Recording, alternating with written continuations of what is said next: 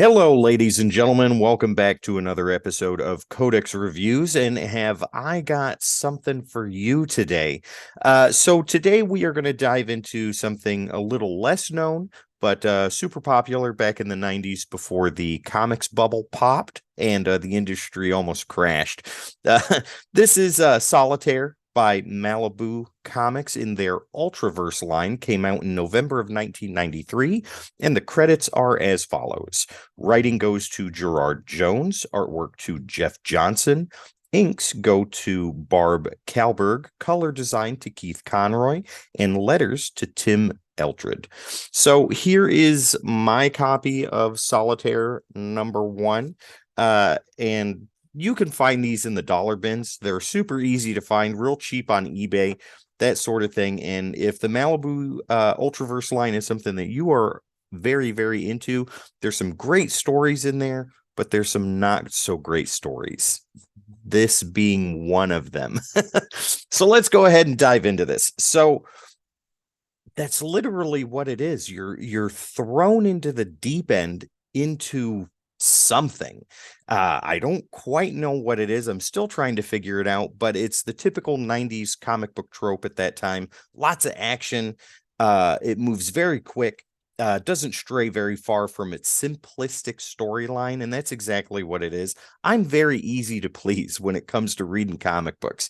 I don't judge too hard, but when it just doesn't make much sense to me, and you're kind of left feeling dizzy after going on a merry-go-round for too long, yeah, it doesn't sit too well. But it, like I said, simplistic storyline, which isn't bad in itself, but here it doesn't do it justice.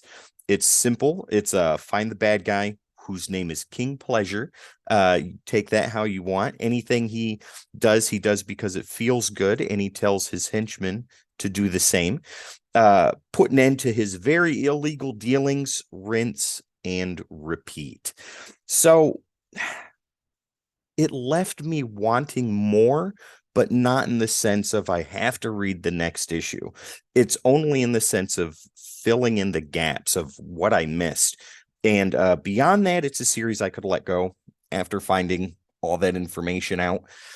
So it's like you're tossed into this, and Solitaire is already established, or at least established himself as a crime fighter.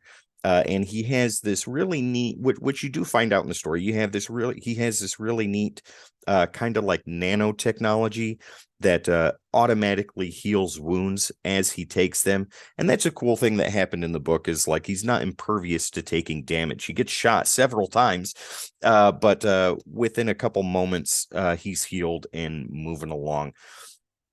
He reminds me of a mix between the Punisher and Batman, in a sense of he has his own layer, network of hackers and things like that he utilizes to get information. And you kind of find out at the end, and it's real quick, when he's going after King Pleasure, who he is, what his name is, and who his father was. But it's so fast, they don't give you any more information than that. And then you're left with him after the events of fighting who is his big bad guy for this one issue. Then he just drives off into the sunset. And you see his dialogue where he's like, it's not over, it's not done, it's not finished. What's not done? What's not finished? I don't understand. So yeah. The writing for this, I'm sorry, Gerard, but it gets a 5 out of 10. It's very basic. It's a definite product of its time. I mean, back in the 90s, this would have been a top shelf contender. But as of now, I don't think that it aged very well. And it just left me wanting more, and not in a good way. Not in a I need to read the next issue, but more in a I just need to fill in those gaps so that way I understand who the heck this guy is, so that way I can move on to something else. The artwork, though, I think is the peak of this book. It's very, very solid, very well done. Jeff Johnson's artwork, along with Barb Kalberg, her inks, and Keith Conroy's color design, make this look visually really, really good. And for 90s artwork, and even with today's standards, it holds up extremely well. And that gets an 8 out of 10 for me. So as far as writing goes, middle of the road, guys. Nothing super spectacular, but artwork is where it's at. Now, overall, this gets a 6.5 out of 10. It's not anything special. It's not something that jumps right out at me and says, I have to have more of these. I have to read more.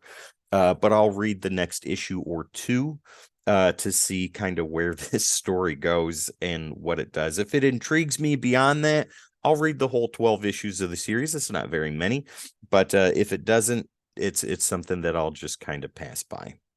Yeah, so there you go. Solitaire #1 from Malibu Comics in their Ultraverse line. Check it out if you want to. Super easy to find, super cheap, and maybe worth your time, maybe not. It wasn't worth mine. But anyways, once again, guys, you can find us on all the socials. All you got to do is type in the Codex Station, and that is where you will find us. We also have a website that is thecodexstation.com for all your Codex needs. We even have merchandise on there, and you can find information out about all your favorite hosts on any of the Codex Station shows.